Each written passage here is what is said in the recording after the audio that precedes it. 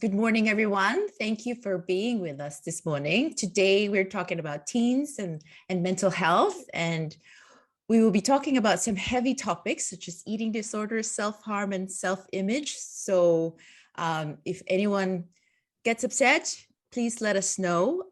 Joining us today are two of our very good and trusted friends, Dr. Neil Forrest from Osler Health International and Dr. Sanveen Kang from Psych. I'm going to let them introduce themselves to you. So ladies first, let's start with Dr. Sanveen. Hi, thanks for having me today, Susan. So I'm Sanveen. I am a clinical psychologist with Psych. We're a team of specialist psychologists working across the lifespan. So we work from toddler years all the way through to adulthood, providing both psychological intervention and testing for children and adults, and that includes teens as well. I have been working in Singapore now for 12 years and work largely with the expat and also the local population. Dr. Neil? Hi, I'm Dr. Neil Forrest. I work at a clinic called Osler Health International, where a group of family doctors run across two clinics. Mine is in Star Vista near Holland Village, and the other one is in the Raffles Arcade near the famous hotel. We've all been in Singapore for quite a long time, treating families from all ages. So very happy to be joining today.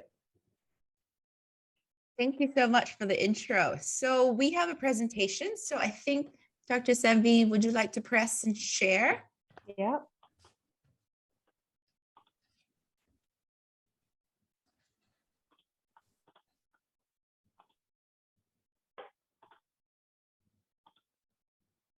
Is that good? Yeah. Perfect. That looks great. Perfect. That's great. So we've got quite a lot to cover this morning, and as Susan said, not the happiest topics to talk about, but I'm going to talk a little bit first just to introduce you to the concept of eating disorders and some of the different type of eating disorders that we see. Sanveen's gonna sort of cut in, I hope, as I go along, and give her thoughts, and then Sanveen's going to move on to talk a bit more about what our psychology colleagues do to help manage these conditions and how body image and self-image is intimately entwined with them. So I'm going to start to talk about teenage years in general. I often say to parents that the reason they're having such problems with their teenagers is that their teenager is just like they were at that age. I won't give any prizes for spotting the young man on the front row here in his own teenage years, but I include this photograph just to demonstrate that, you know, we as teenagers are going through a period of immense change, and you know, it's very easy to judge our teenagers for their behavior, but we need to put ourselves in their shoes sometimes. There's a lot of pressure on teenagers anyway. Body's changing, mind is changing. The pace of psychological development in the teenage years is very rapid. And I think amongst the sort of the international patients that we see in our clinics, both at Psych and Osler, there are additional pressures that some of our teenagers are facing. They may be in a new country. They may have had to change schools a number of times through their sort of educational career, having to make new friends, being in a different culture. Some of the schools in Singapore may have much higher academic expectations of them than where they've been at school previously. But I think the biggest change in teenage life that I see compared to my generation and previous generations is, of course, the internet, the availability of near constant information, and the effect of social media on their lives. I believe that I'm from the last generation that didn't have its childhood impacted in some way by social media. Facebook launched in the UK when I was at medical school. You had to attend a certain university to be able to join Facebook, which is how quaint it was at that time. And every subsequent generation has lived with this dominating the world around. It's important to recognize what's normal about the teenage years. So a lot of parents come to see me about their teenagers and say, look, this is how they're behaving. Do I need to be worried? Is there anything abnormal about this? Teenagers are different. They're very, very different from children. They're very, very different from adults. They can be very moody. They can like to rebel and push boundaries and take risks. They often communicate less with their parents and become less reliant on their parents for validation and reassurance than they did when they were young children. There's behavioral changes like going to bed late, getting up later in the morning, or being very hard to move in the morning. And that transition of wanting to spend more time with their friends and with other people than they do with their family members, I think can be quite a difficult transition, both for them, but especially for their parents to go through. But it's important to recognize that these are quite normal adolescent behaviors. And a lot of teenage behavior is about experimentation and testing boundaries and testing limits and seeing what happens when you do a certain thing. So I know Sanveen's going to talk a little bit about sort of adolescent image and behaviors later, so I'm not going to dwell for too long on that. But it's important to recognize that not every weird thing a teenager does is a medical condition or a mental health disorder. So I'm going to talk a little bit about eating disorders. I just want you to, I want to talk about this first so that you've got an idea of what we mean when we talk about eating disorders, so that when Sanveen's talking about the management strategies, it makes a little bit more sense to you.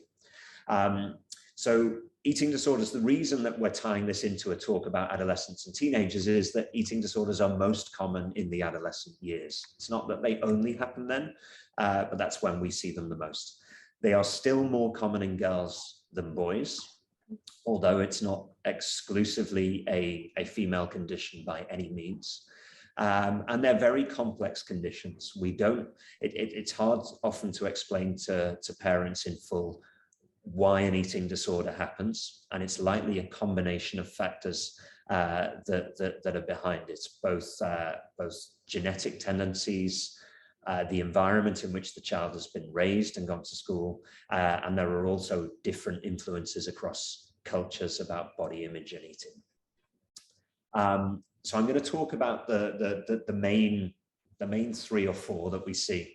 I think probably the eating disorder that everyone's heard of, even if they don't know much else, is anorexia. The full medical term for the condition being anorexia nervosa. Anorexia involves an intense fear of being overweight. And so young people that I see with anorexia are often in a very distressed mental state, very anxious about things because they're constantly worried about gaining weight or how fat they look. They, of course, often have a very distorted image of their body. They'll believe that they are overweight when, of course, they're actually underweight often. The way they go about achieving weight loss is through severe calorie restriction, avoiding eating, sometimes behaviors like excessive exercise and purging, which means causing themselves to vomit after meals, are also features as well. Anorexia very sadly has the highest mortality rate of any mental illness, including things like depression, schizophrenia, and bipolar disorder. The reason the mortality rate is so high, people sometimes say to me, well, what do people with anorexia die from? The main 2 are suicide and electrolyte imbalance. So when someone becomes very underweight, that causes abnormalities in the electrolyte balance in their blood, and that leads to heart problems and can, in serious cases, result in death. So what are the warning signs that you might need to look out for? Many people that I see with anorexia go to great lengths to hide their illness. So they're often aware that they do have an illness, and that people will feel very differently about their food intake and their weight than they will, particularly their parents. And so they'll be very secretive about it. Kids wanting to eat in their rooms or disappearing around meal times is often a warning sign. Physical symptoms like fatigue, hair loss on the head where there's supposed to be hair growing, and hair growth on the rest of their body. So excessive hair growth on the arms and legs can be a sign. In girls, menstrual changes are very common. So most girls, I would say, with anorexia either have very irregular periods or have stopped having periods altogether. And so a warning sign would be a young girl who's started having their periods, which normally happens around 12 or 13, and then subsequently stopped. Missing meals, having very rigid routines and timetables, and obsessing about eating, and the guilt and the shame about the illness can often lead to social withdrawal, not wanting to go out and see friends and do things. Sometimes behavioral changes, it's very common for people with anorexia to have symptoms of depression and anxiety as well. And a lot of these behaviors are obsessive. So when we talk about an obsession, we don't mean that in a positive way. So obsessive thoughts and behaviors are thoughts and behaviors that take over your life. So a lot of these people spend most of their time thinking about their food and their weight, and there's little space for anything else. So you may see things like academic performance dropping off as well. Moving on, the next eating disorder, which is the second most common one that we see as doctors, is bulimia nervosa. Now, it's slightly different from anorexia in that many of these individuals maintain a normal weight, but they do often have a distorted image around their body. Bulimia involves eating large amounts of food, often in a binge, which is then followed by some sort of compensatory behavior to avoid gaining weight after that binge. So either purging, which means making yourself vomit, laxative abuse, or exercising excessively. So most people with bulimia aren't underweight or overweight, but they have a very unhealthy lifestyle when it comes to food, and these compensatory behaviors can lead to other physical problems. If we move on to the next slide, Sanveen, I'll just talk about the warning signs for bulimia. So there's often a lot of guilt and shame about the way they're eating and their pattern of eating. If they're compensating by making themselves vomit, that leads to dental problems and sometimes gastric problems as well. Menstrual disturbance in girls is a common finding, and weight often fluctuates. So periods of being under and overweight around a normal sort of baseline is quite common. Understandably, a lot of the warning signs are around these compensatory behaviors. So going to the bathroom after meals, storing up medications like laxatives, or wanting to exercise excessively can all be warning signs. Because of the guilt and the shame around this condition, symptoms of depression and anxiety are very, very common. I'm just going to talk about two more very briefly. Binge eating disorder. When I talk about this, a lot of people say to me, well, what's the difference between binge eating and bulimia? Well, binge eating is, as the name would suggest, an excessive food binge, but without the compensatory behavior. So people have lost control of their eating and eat uncontrollably in large binges, but then don't do anything to compensate for that behavior actually afterwards. Now, I've had people say to me over the years, well, I mean, everyone binges, don't they? Well, you know, what do we do on Christmas Day or special occasions? You know, we eat until we can't eat anymore, and then we feel awful. Well, yeah, I think we can all relate to that, but binge eating disorder is a different beast. It's a complete lack of control, and people who have binge eating disorders find the condition very distressing. They're not happy about binge eating at all. It's often done alone and in secret, so it's not done around a big family table with everyone else present. It, of course, results in weight gain, and again, body image disorders, feelings of shame, disgust that lead to depression. Binge eating disorder, we know, is by far the most common eating disorder. When I said that we see more bulimia as doctors, that's because it often leads to physical symptoms that make people come and see the GP. But actually, we know that out there silently in the community, binge eating disorder is the most common. The final one I'm going to talk about, which is a newer term that we've started using, is orthorexia.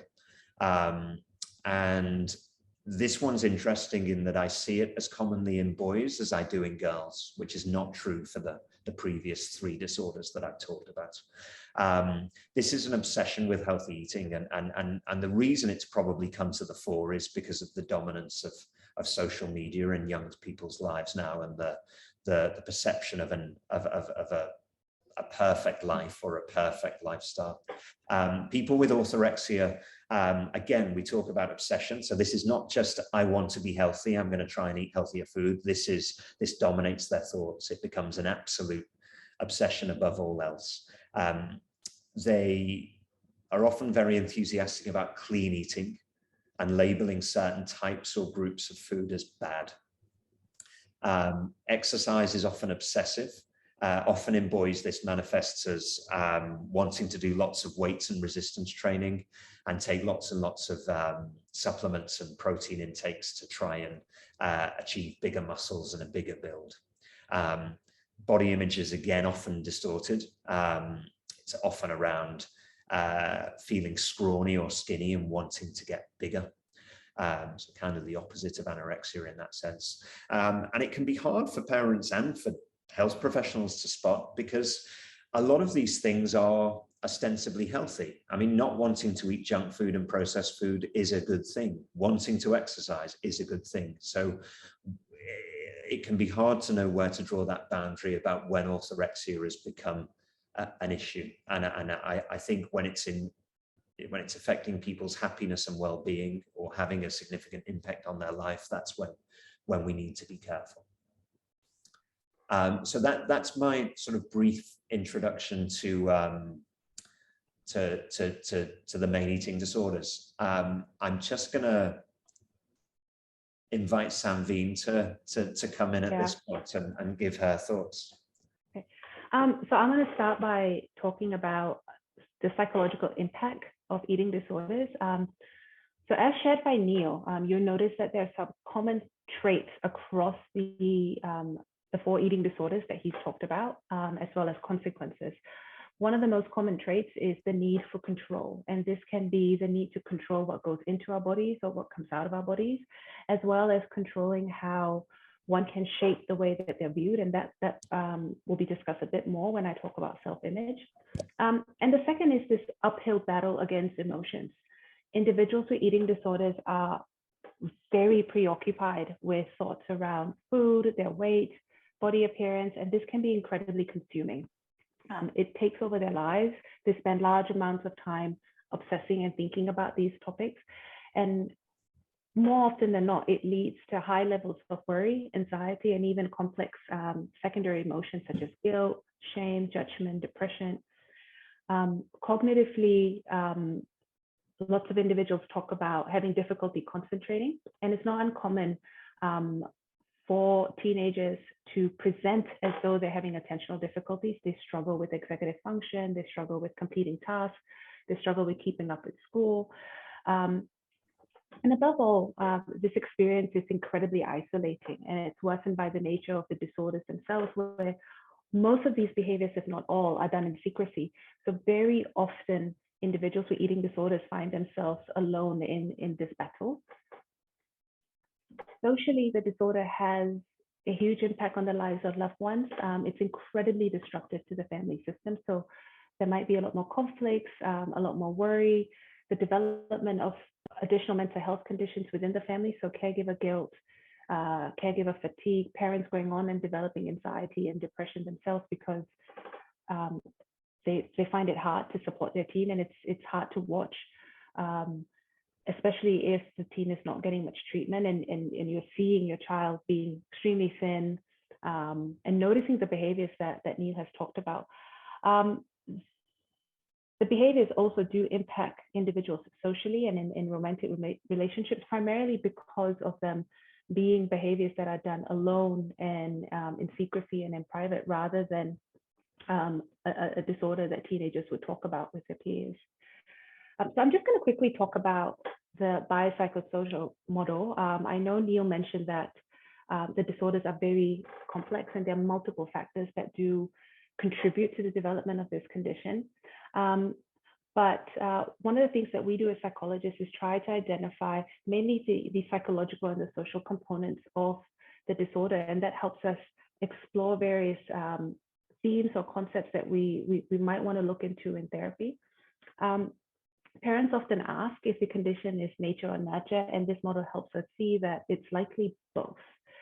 I'll start with the biological. So the first is genetics. Very often that there might be a family history of mental health illnesses, or even an eating disorder within the family. There tends to be a history of dieting or other weight control methods, and this usually is associated with binge eating. And as well as neonatal complications. So this could be low birth weight or premature birth. Recently, we've also started to notice the link between mothers who've got eating disorders and then their offspring going on and developing them. And what we've noticed is that women with eating disorders, even those who've recovered, often maintain a low BMI. And this may suggest that there might be lingering efforts towards controlling food intake and weight. And with increased improvements in fertility treatment, more women now can go on and have babies, even though they have a history of eating disorders. One of the side effects of eating disorders is fertility issues, and we're seeing more women now being able to conceive. What happens here is that these women, because these behaviors are done in secrecy, may go unnoticed and do not get the supports that they need while pregnant. And this might include adequate prenatal counseling, as well as ensuring adequate nutrition during pregnancy. So here we have an intricate cycle of genetic factors that influence weight gain during pregnancy, environmental factors such as fetal undernutrition in utero, coupled with the direct heritability of these disorders, all coming together in an offspring, increasing their risk for developing eating disorders later on in life. Moving on to the psychological components, perfectionism is a big one. And very often, this is one of the strongest risk factors for eating disorders, especially if it's self-oriented perfectionism. And this is usually when one sets really high expectations, often unrealistic for themselves. People with eating disorders often also talk about behavioral inflexibility. And upon reflection, they might share that as children, they followed the rules and felt that there was really only one way of doing things. So they can be quite rigid and quite ritualistic even in the way they approach food and eating and purging.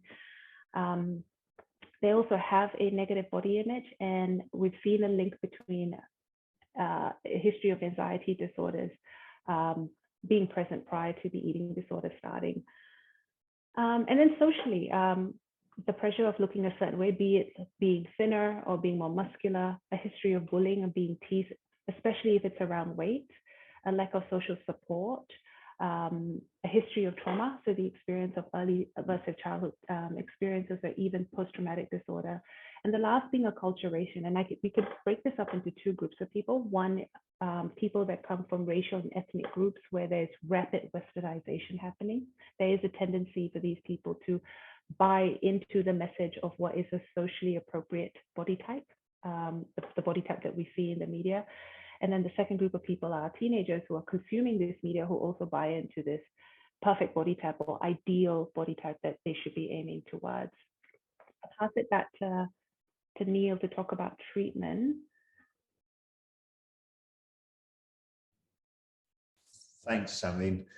So yeah, when it's important to talk about what we can actually do about these things now that we know what the issues are. Before I talk about the treatments for people who already have eating disorders, as with most things in medicine, prevention is better than the cure. And now that Sanveen's just introduced some of the psychological traits that put people at risk of having eating disorders, we have to think about how we as parents can prevent some of these traits developing in our own children. So boosting self-esteem, encouraging our children to be satisfied with their bodies, avoidance of cultural, social ideas of particularly thinness, but of any body types, and to avoid modeling extreme weight loss behavior. So, I think if kids see their parents engaging in extreme fad diets or excessive measures to gain or lose weight, some of those behaviors are going to rub off on those. So I think how we the sort of the environment we have around body image and weight and food in the home is very important. And I actually, on this point, I think, I've got quite a few patients who are now adults, who are anorexic as adolescents and now have their own children. And I'm very heartened to see that, as Sanveen said, we see a lot of people who had anorexia as adolescents struggle to maintain a healthy weight in adulthood, even though the most severe symptoms of the anorexia have worn off. There still seems to be an issue around weight control and body image. And I have a number of patients who are certainly in that category, who have adolescent children who are completely healthy, have great body image, great body satisfaction, high self-esteem, no evidence of eating disorders whatsoever. And that's been achieved in a household where someone clearly, a parent clearly does still have issues around their body image and their body weight. So it is possible. I think if people who've had anorexia can manage it to give their kids a positive body image and high self-esteem, then those of us who've been fortunate enough not to have eating disorders must be able to at least try.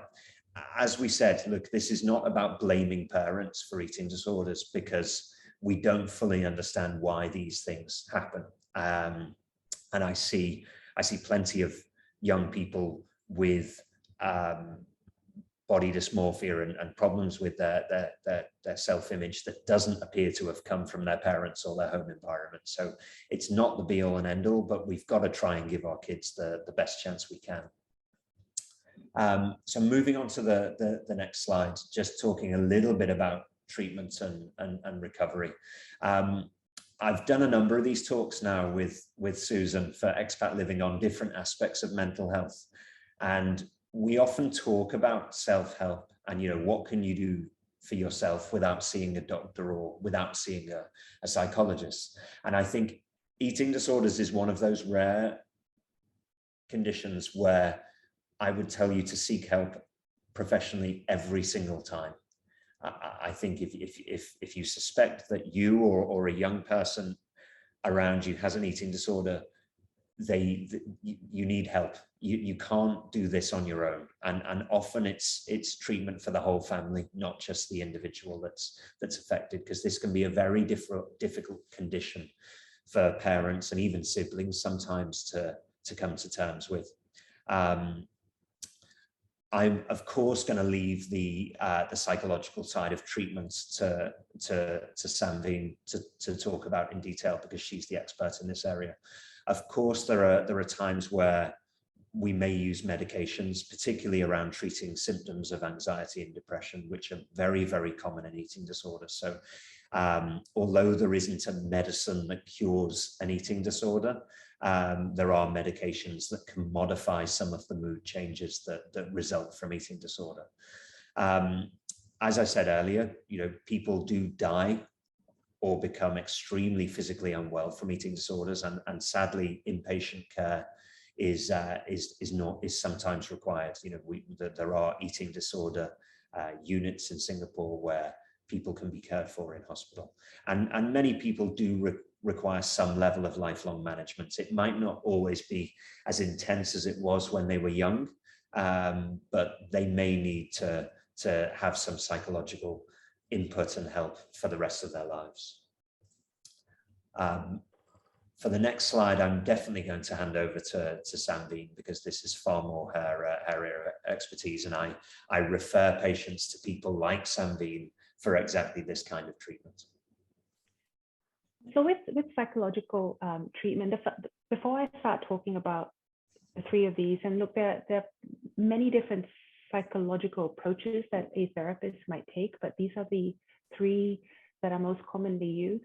The first thing is that the treatment of an eating disorder is a multi-team approach. So you often find that there will be many professionals involved in the care of an individual who's suffering from an eating disorder, and that would be a GP, a psychiatrist, dietitian sometimes, family therapist, and psychologist, and everyone's collaborating in the care, because it's a fairly complex disorder to work with just individually.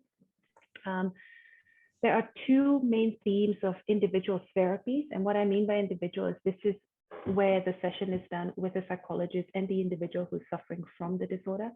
And this is either CBT enhanced or IPT, otherwise known as interpersonal psychotherapy. CBT enhanced is a form of cognitive behavior therapy. And those of you who are not familiar with CBT, it's a form of therapy that's used a lot with mood disorders. And the basic premise of this method of therapy is that the impressions that we have and the beliefs that we operate off allow us to make sense of the world around us. And so we have thoughts about situations. Situations are generally neutral. This leads to the way we feel about a situation and how we respond. So the purpose of CBT is to help us see situations as neutral and to help us reframe our thoughts and to consider new ways of responding to triggering situations such that our feelings improve. It's a very skills-based therapy. And through CBT, CBT Enhanced has developed, and this is focused primarily and only developed for the treatment of eating disorders. This treatment can be broken up into three parts, and usually it's fairly sequential, the way a clinician would approach CBT Enhanced. The first part is breaking the eating disorder behavior. So this is where we look at a lot of modification around how an individual approaches food. The second part of it is assessing change. And the third part is going back to the cognitive aspect of CBT and looking at the processes that are maintaining this disorder and targeting those. And this can be concerns around shape and weight, thinking about and developing the life that one wants, changing the rules they have around food, and more intense work around mood and clinical perfection and even interpersonal difficulties. IPT, on the other hand, is a little bit different from CBT because it's not so much so about breaking the eating behaviors, but rather it's focused on further developing the relationships a person has in their lives. And the belief behind IPT is that as relationships improve, the individual in therapy learns better to cope and handle conflict, transitions, losses, or any sort of relational deficits, and improvements in these parts of their life would directly impact how they approach food and how they approach eating behaviors. So it's very different, both forms of therapy. And lastly, we have family-based intervention, and this is where we work with the family members in the child's life or even the adult's life to help incorporate changes within the home environment that will facilitate change for the individual. And it's also supporting the family members in their own challenges, say when approaching their loved one or supporting them adequately. In family-based sessions, the child is usually present and is an active participant alongside their parents or their siblings or whomever might be part of that therapy or residing within that home. So I'm gonna jump ahead and move into self-image. We've talked a lot about self-image over the last couple of slides. This is essentially how we think about ourselves, and it affects how we feel and interact with the world around us. It is a fairly complex construct, and it's made up of beliefs, perceptions, thoughts, feelings, and behavior. body image is a part of self-image, and very often this is developed early on in childhood, and it's affected by cultural standards or cultural images, as well as being influenced by family, friends, and people around us.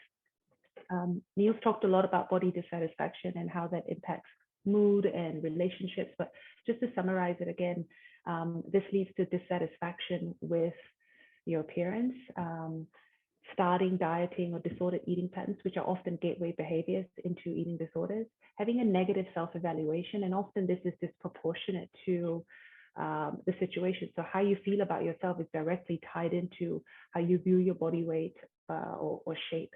And lastly, the development of mood disorders and low self-esteem, so depressions, anxieties, and self-esteem. I wanted to make a distinction between body dysmorphia and body image. So body dysmorphia might be a term that you may have heard, but they're actually fairly different conditions. Body dysmorphia is when an individual struggles with one part of their body and there is a significant amount of overemphasis on that specific body part. Meanwhile, a negative body image is when somebody is unhappy with their body shape and size as a whole. People with body dysmorphia fixate on a particular point, and this interferes with most areas of their lives, so social functioning, emotional functioning, their performance at work or at school. And this is an anxiety disorder as opposed to being an eating disorder, often palmed under the obsessive compulsive disorders. So it's rather different. If you find that the teenager is talking about a particular part of their body and consistently focus on that, that's more likely to be body dysmorphia rather than body image or an eating disorder. Neil, this is back on your slide. So how can we as parents sort of support a positive body image? You know, I think, again, for in a lot of these talks about mental health with young people, we talk about sort of role modeling healthy behaviors, and you know, I think that can be difficult because, you know, as adults we live in our own bodies, we have our own feelings about our own bodies, and it can be hard to sort of hide those from your children at times. In terms of when we're dealing with our children, you know, focusing on the child as a whole person rather than their body type or shape or image, I think is important. We'll all know that teenagers do things with their image and their appearance that we don't agree with. But I think, yeah, and of course, we're all entitled as parents to try and modify our child's appearance if we think that they look unsuitable for the situation they're going in. So I'm not saying that. I'm not saying that we should completely ignore the way our kids look. But I think an overemphasis on image and appearance in some kids can be unhealthy. I think acknowledging what a realistic depiction of a body is. I mean, we just saw the earlier slide with the picture of Barbie and how unrealistic that was compared to the average person's measurements. You know, a lot of what our kids see in terms of bodies and images comes via the internet, and I think it's useful to acknowledge that the internet world is not the real world, that normal people don't actually look like this, and that these body types aren't always healthy or helpful. You know, and I think that's a way of encouraging our children to be more accepting of their own bodies, just acknowledging it, not banning them from looking at it or hoping that the world's going to change and that this is all going to go away, but at least making the conversation at home a healthy one.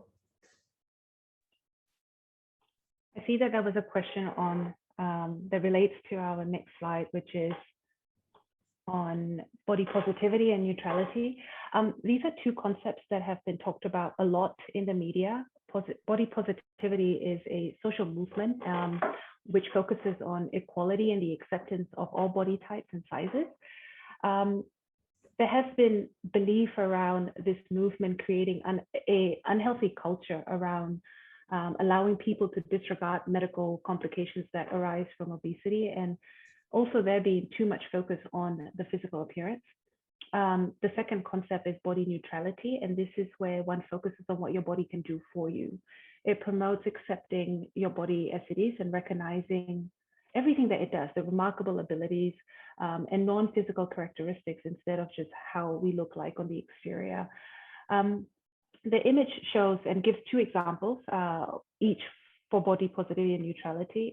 Look, in my opinion, the question was, what are my thoughts on these concepts? I think in some instances, we may have to focus on body positivity and then sometimes neutrality. I think just focusing on one can be a bit invalidating at times. I think sometimes I have worked with parents where there will be comments made around, we focus on what the body can do, and there is no acknowledgement of physical appearance at all, because they're very focused on developing a very healthy self-image where the child notices their abilities and can focus on those attributes. I think sometimes we do need to notice and embrace our bodies for what they are. So either, just focusing on body positivity or body neutrality might not be helpful, but looking at times where sometimes you'll make statements that would validate our exterior, and sometimes focusing on what your body can do for you would be helpful. Looking at the, again, psychological treatments for body image, they're fairly similar, and you're going to find that we tend to gravitate towards a certain type of therapy. And the skills that one learns from each one of these therapies is actually transferable across many conditions. And that's what we want to through psychological therapies. We don't want what I call a revolving door through therapy, where people come into therapy and learn a skill for a particular problem and then have to return to therapy to learn a skill for another problem. Really, the skills should be transferable across the board, which is why you see CBT being, again, one of the treatment choices for body image. Various forms of psychotherapy, targeting changing one's perception of how they view themselves, and also helping them target other aspects of self-image. Chances are, if a person's not feeling very good about their bodies, they're likely not feeling very good about themselves as individuals as well. So you would see self-depreciating statements around other aspects of their lives. And in some instances, the incorporation of medication, especially if the body image has started to impact mood. Medications can be very helpful in psychological treatment, especially when they're done in partnership, because when we can lower the level of distress that an individual is feeling, so if they're less anxious or they're less depressed, you would find that they're more open to the feedback that they have in therapy, and they have a higher tolerance to engage in more challenging and distressing situations. So they're more likely to put themselves in situations and challenge their beliefs, as opposed to when they're very focused on just trying to reduce the level of anxiety or depression. So very often psychologists will work alongside psychiatrists, and if they do find that your child or your level of distress is very high, that they would suggest medications alongside talk therapy. I'm going to move on to self-harm, another very big topic, sometimes seen together with eating disorders and negative body image.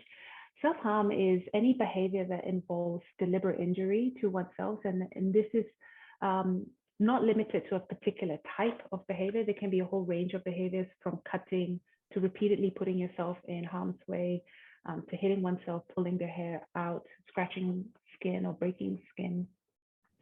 And again, quite often parents would ask if their child who's hurting themselves is suicidal. And I think we need to make a distinction between both conditions. And the biggest distinction between self-harm and suicide is intention. Self-harming is a coping mechanism. It helps the individual get temporary escape from unmanageable distress. Meanwhile, suicide is something that's a lot more permanent.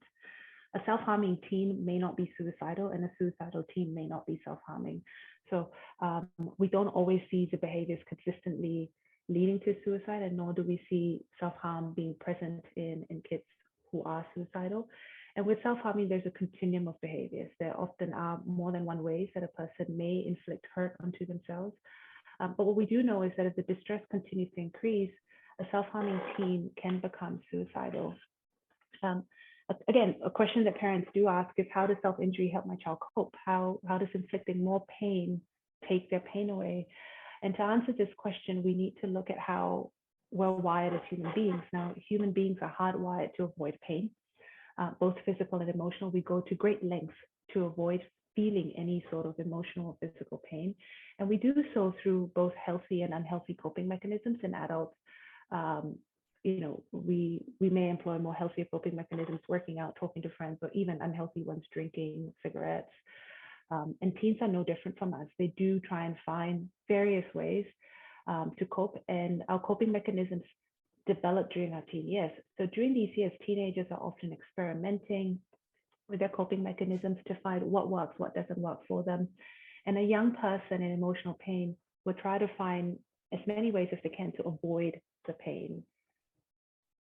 Understanding the purpose of self-harm allows us as psychologists, or even as parents, to identify what's driving our child's behavior, as well as trying to attempt how can we meet their underlying needs. So if we can identify the purpose of self-harm, we can then replace these behaviors with more helpful and adaptive ones.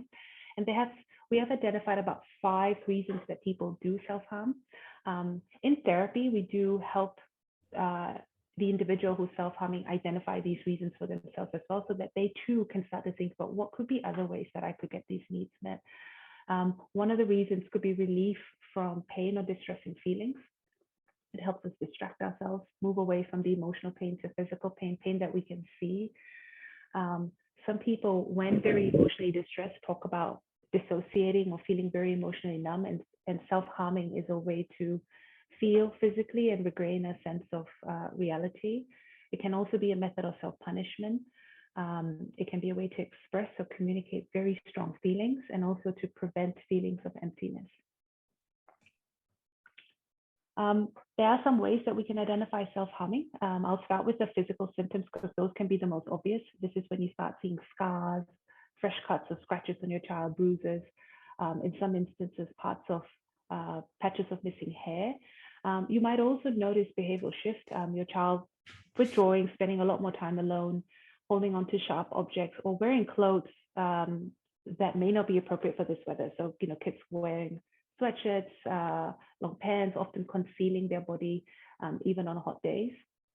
And lastly, cognitive and psychological symptoms. And this can be ongoing questions about personal identity, notable shifts in mood, so changes in depression levels, feeling a lot more lower, getting a lot more anxious, talking about feeling numb, not feeling anything, shifts in their mood where, they almost seem like they're riding a roller coaster. So there's a lot of emotional instability, a sense of hopelessness and worthlessness. And again, a lot of these do tie in with depressions and anxiety. So you will start seeing a big shift emotionally in your child.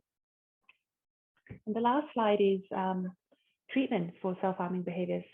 Again, fairly similar therapies, starting with CBT, mindfulness-based therapies, which can help us focus on the present moment, learn to manage distressing emotions, and not to have to run away, but really being able to lean in and listen to what our feelings and our experiences are telling us.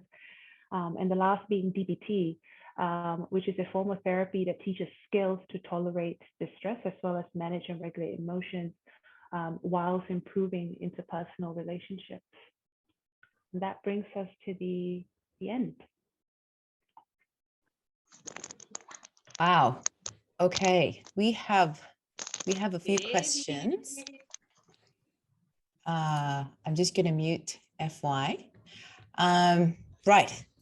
Okay, that was pretty heavy. Thank you so much for going through the slides and all the topics and giving us solutions and informations.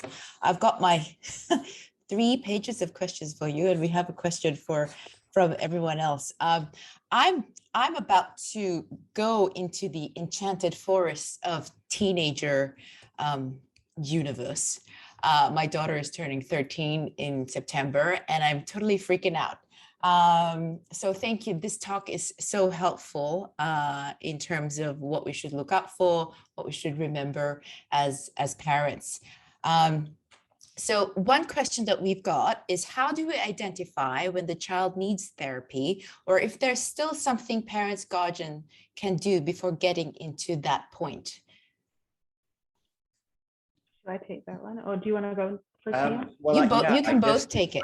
I guess this is the stage that I see a lot of young people at. Is there or isn't there a problem? I think if we think about the body image part of this talk, that's definitely something that's within our power as parents to modify and help with. And I noticed one of the other questions was, are there any good books on or resources? Yes, there's thousands of books, both aimed at children and parents, from very, very young to, you know, almost aimed at sort of, you know, primary school age kids, about teaching them about body image right the way through.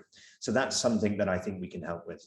I think if we move on to the eating disorder self-harm part of this topic that we're talking about, I think if you're concerned that your child has self-harmed or has an eating disorder, ask for some help. Even if you're not sure. I think, you know, as a parent myself, there are things that I know I can handle and I can manage, and there are things that I know that I'd need help with early. And I think an eating disorder is just one of those things. I wouldn't tell a parent who thought their kid might have appendicitis to, you know, give it 2 weeks and then come and see me if you think they've still got appendicitis, and let's see what happens when it gets worse. You know, there are some things that I think need early intervention, and this is one of them. And that's quite different advice to what I give for a lot of other problems, where I like to encourage people to self-manage and empower them to help themselves and to find non-medical solutions to their problems. But I do think this is one where you're going to have a lot of difficulty trying to fix it on your own. Yeah.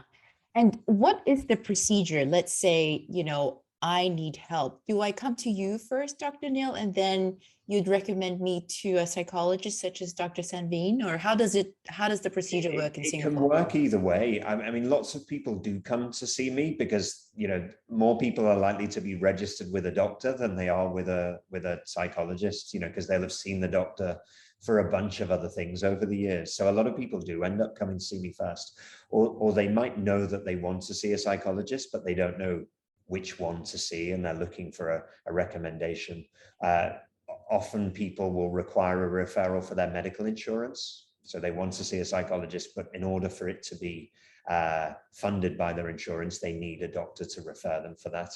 And then sometimes people want to do some physical checks as well. They might want to run some blood tests, and we do that often for people with eating disorders to check for electrolyte problems, or they might want to talk about medication as well, which obviously is prescribed by a doctor rather than a psychologist. So that being said, I'm sure if you showed up at Sanveen's clinic tomorrow without having seen a doctor, as long as you had an appointment, you know, there'd be absolutely no problem for you to see a psychologist first, and they may suggest seeing a doctor at some point down the line. So it's very flexible here in terms of which way around you do things.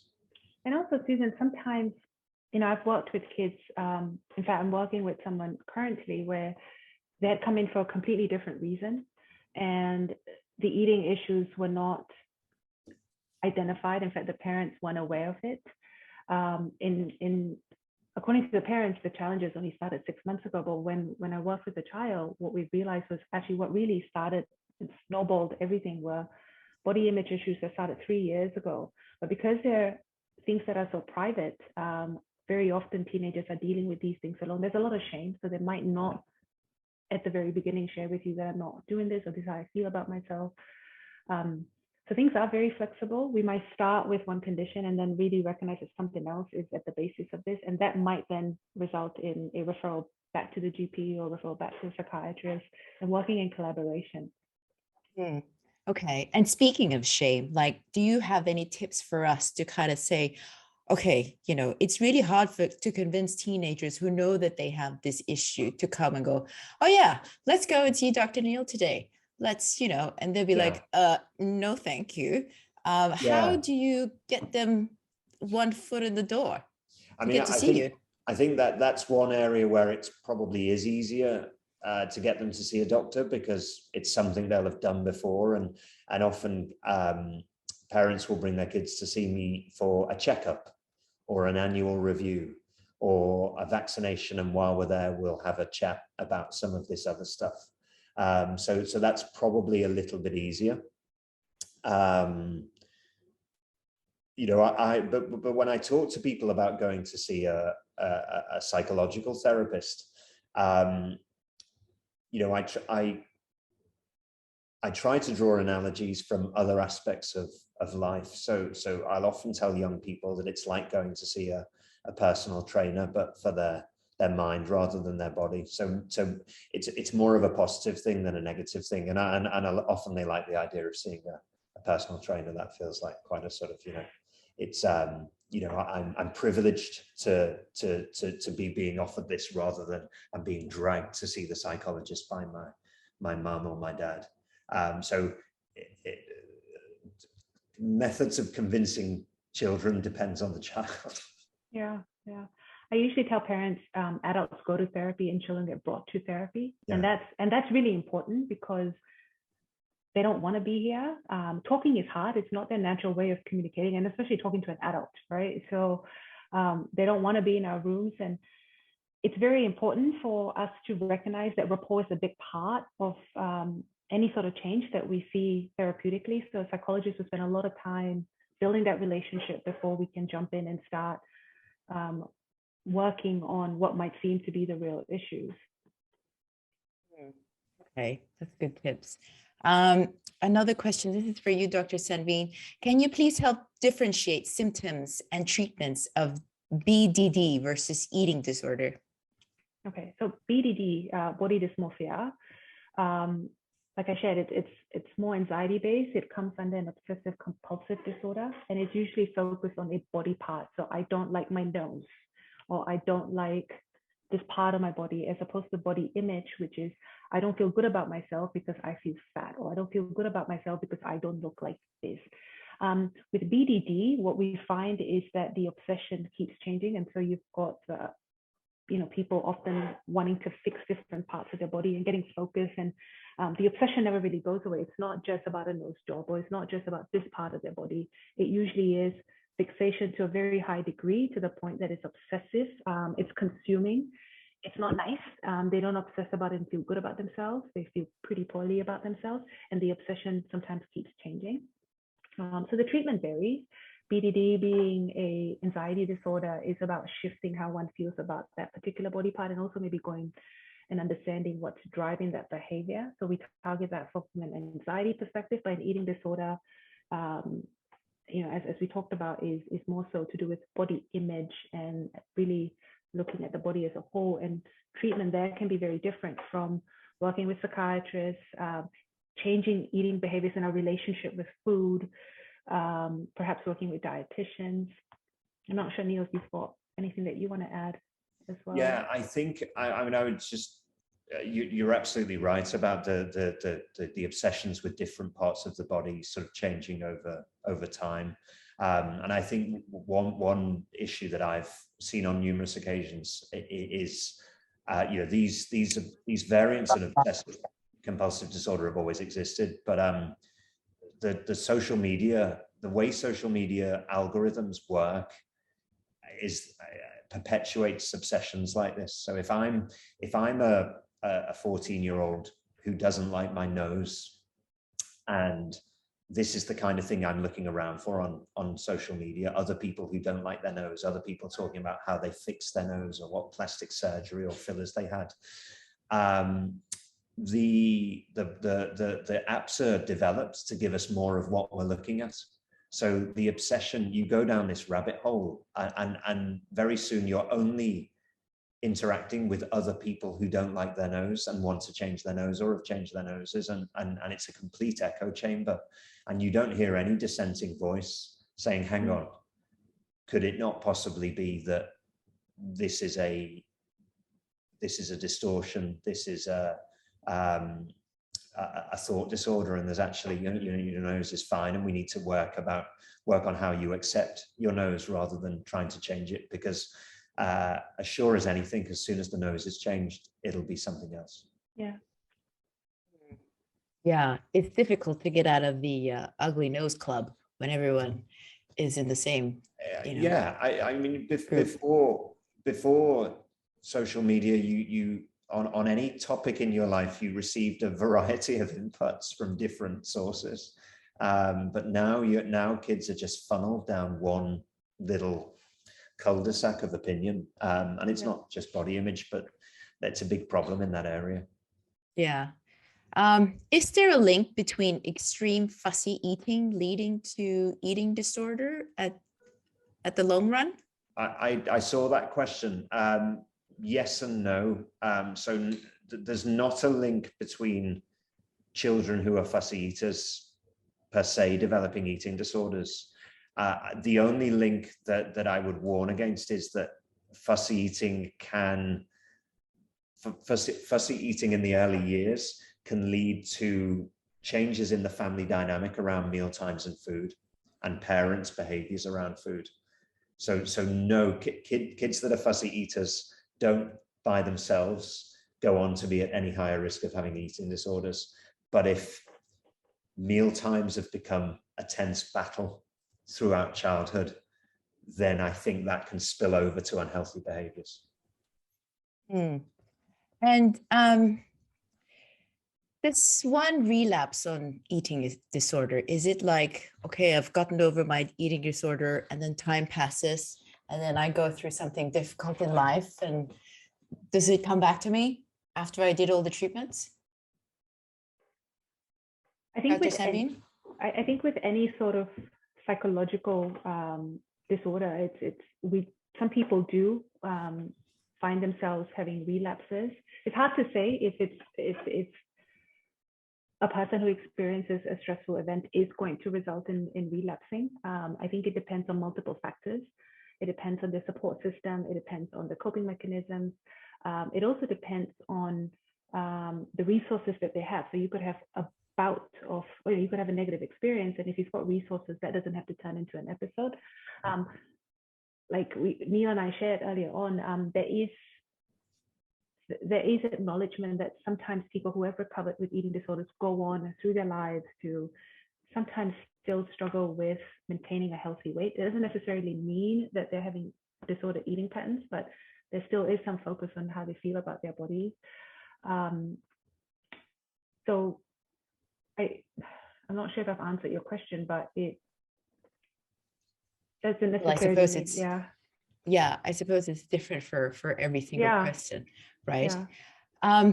I don't usually do this, but I have a mom, and her name is Yanani, and her daughter is currently suffering from anorexia, and I'm going to give her her voice in this session because I think it's quite important for her to be heard. So Yanani, do you want to unmute yourself? Thank you so much, Susan. Thank you, Dr. Neil and Sanveen. I can relate to everything, every little thing that you have said. I'm going through it. So I can in fact see my daughter turning into another person. The ED makes her into a different person. Earlier I used to think that probably she has a bipolar disorder or something. She had obsessive compulsive issues about exercising. She lost 9 kgs in the last 3 months. So it impacted her Jan, Feb, March. By March, I identified it to be anorexia. I put her into a hospital, into the electrolyte balancing. Trust me, on 29th of March, which is 3.5 weeks earlier, she was 33.9 kgs. Her pulse rate was just going down, and if we hadn't admitted her in at that point, we would have lost her. Now that she is on a refeeding program, the ED is not happy about it. The ED just tried to put me on an accident this morning while we were crossing the road. She stopped in between, said, I have a stomachache, I'm not going to cross the road. There was a car which came in almost about to hit us. The car just stopped 1 second back. I have gone through that this morning. And When I came back home and I cried about it, that this happened to me, ED did this to me, she recorded it, she video recorded it and put it on social media. That look, my mom has this bipolar disorder, I don't have anorexia nervosa. I've gone through that. So I had to run back to her school to make sure that she believes it. So that's what anorexia nervosa has done to us. In the last 3.5 weeks, I have been only looking after my kid. I've been making sure she eats, because that's what the instruction has been given to us. And she put on 5 kgs. When the doctor checked her weight yesterday, she has been really upset. She is a different person since she saw that she has put on 5 kgs. So Dr. Neil, my question is that, will this get better? Will I get my daughter back at the end of this journey? Firstly, thanks for sharing that. I'm being honest, I want others to realize that this is a real problem. I was not aware of it 3 months back. Yeah. I mean, I think what you've just said illustrates just what a huge impact it has on the whole family. It's not just the whole family is crashed. I mean, my short answer to you is yes, of course this can get better, and of course you can get your daughter back. And the way that you just described it, parents often describe that to me as it's almost like 2 people and they're in a fight between the person and the eating disorder. And girls with anorexia have often said to me, I want to put on weight, and then the feelings take over. It's almost like this other part of their personality is taking over. I think the problem is at the stage you're at is the mainstay of treatment is about weight gain, which is fine. You need to, weight gain is what saves people's lives and keeps them going, but it's not addressing the psychological part of the condition. So refeeding is absolutely necessary, and it's a good thing. And normally there's a weekly weight gain target or intake target. But of course, what we're trying to do is at the same time address some of the thoughts and feelings that are leading to the weight loss in the first place. But I think Sanveen will back me up on this in that all eating disorders can relapse and come back, but most people that we see who have very severe anorexia in their adolescent teenage years do recover from that. And whilst there may be some issues lifelong, we don't see a return to the full-blown needing to go into hospital, needing to be refed, not to that extreme of severity. That seems to happen more often than not at this age. Sure. Thank you, doctor. Probably that gives me little hope that it is a phase and it will go. Well, I'm just very sorry to hear what you think. We are going through FBT, but as you and Sanveen had shared, probably we'll need to add on more therapies as well, one by one. Yeah. I'll talk to Dr. Sanveen as well later. Thank you. It's a long journey. It's not a quick fix. Sure. Yeah. Thank you. Thank you for sharing that, Janani. And I hope it will get better. It will get better. Hang in there. Sure. Thank you so much. Okay, another question we have is that you mentioned medication could help with depression, and how is the best to handle the situation when the teen will not take the medication? There's so many tricks that they've learned over TikTok on how to not take medication. So how do we get them to take it? It's very challenging. It's you can't force them to take it. They're at an age where you can't hide it in food and drink like you can with very young kids, and in teenagers there's really a big ethical argument against doing that, like you would in a young child who can't weigh up the decision for themselves. Although a teenager may be legally under the care of their parents for medical decisions, they are old enough to understand the pros and cons of that decision themselves. So it's always best to explore the reasons why they don't want to take the medication and try to address those like you would with an adult, rather than playing a sort of the cat and mouse game of adding fuel to the fire and attention and turning the not taking the medication into a huge family event every evening or whenever it is the medication is due to be taken. And that's why, it's exactly the same with the psychological therapy. We need to try and get the young person on board with us and understand why we're doing this, because it's generally not going to work if not. And I think that's why finding a psychologist, particularly a therapist that you connect with and have a good relationship with, is so important. And sometimes people need, it's the same with doctors, sometimes people need 1 or 2 goes before they find the right one. There's not one doctor and one therapist out there that's perfect for every individual. And the other person has to get you and get what motivates you. That's right. That's so true. Dr. Sanveen, if a parent is concerned about mental health issues, should we verbalize these concerns to you, the doctor, in front of the child, or would that, make the child even more, small and shameful? What's your thoughts on that one? I prefer having a parent-only session because I think when we talk about our child in a third-person perspective, and really during the initial intake, I'm assuming this is an intake and this is not a planned parent session with the child.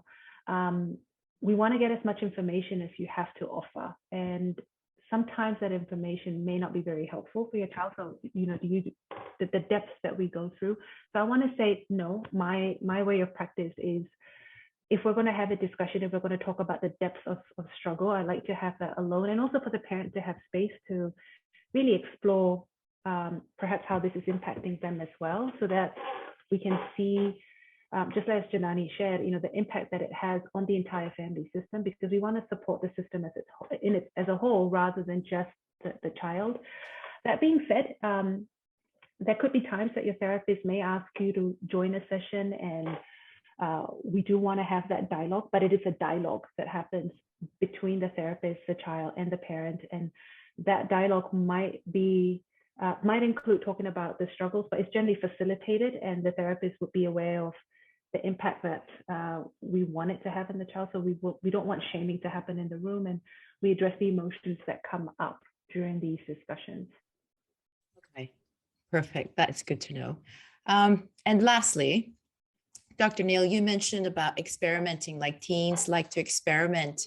And I'm sure my daughter are going to, she's going to push the boundaries of experimenting. How do I handle that? Like, what's, in your opinion or in your thoughts, what's kind of like a, okay experimenting in your thoughts? I think that, first of all, you can't fight it. It's happening whether you like it or not. I think where the boundary's drawn is an individual decision for every parent, of course, and we see that in differing parental attitudes to all elements of risk taking. I think what's important to understand about teenagers and the way they experiment sometimes is it's often done with very little thought for the consequences. So they're developing connections. So we have a bit of our brain called the prefrontal cortex, which I know people have referred to it as the conscience, or the sort of the grown-up bit of our brain that weighs up decisions that we make and thinks about the future consequences. And a lot of teenagers, they have a prefrontal cortex, but it's developing, and they're developing connections between that and the bit of their brain. And that's why you'll often result, in some teenage behavior where the parent will be saying, well, what were you thinking? Why did you do that? Did you not think about the consequences? And of course they didn't. And so most of the time that's a learning experience for them, but clearly there are going to be things that you don't want them to do. And often these things will involve drugs, alcohol, being in charge of vehicles. There are behaviors and actions that could either, be physically harmful to them, or get them kicked out of school, or get them in trouble with the police. And that's when it's your job to step in as a parent and say, no, and there's my boundary, you're not crossing it. Sorry, you're not doing that today. again, in the age of the internet and mobile phones, you know, my parents generally knew who I was talking to, where I was going, and who I was with, and that's a challenge as a parent of an 8-year-old and a 6-year-old. It's one that I'm not looking forward to. So Yeah. that's a parent question rather than a doctor question. But from a doctor's perspective, I would say they need to experiment. They need to take risks. They need to push boundaries. It's what's going to turn them into resilient, creative, interesting individuals when they're older. Our job is to just try and keep them safe while they're doing it, which is why being a parent of a teenager is so stressful, I think. Yes, I'm like sitting here starting to sweat already. What about you, Dr. Sanveen? Any thoughts on the experimenting bit? Oh, look, I agree with Neil. The experimentation is important as they become individuals, right? They need to test those boundaries. They need to know what's okay for them and what's not okay for them as well. And as long as they're safe, and you know, there will be things that will be non-negotiable, and as parents, that non-negotiable differs from family to family, from culture to culture.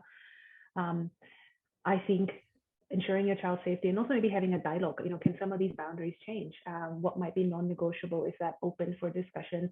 As well as helping your child to understand why. We often ask kids why, but they need to understand our why too.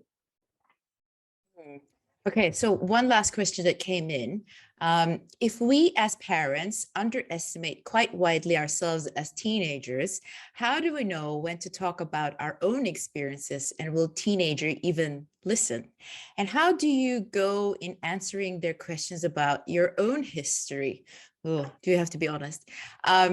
If you did all of the wrong things that you were worried about your own child now doing, how do you discuss these choices and justify the requests as a parent for your child to not do it themselves? Tough.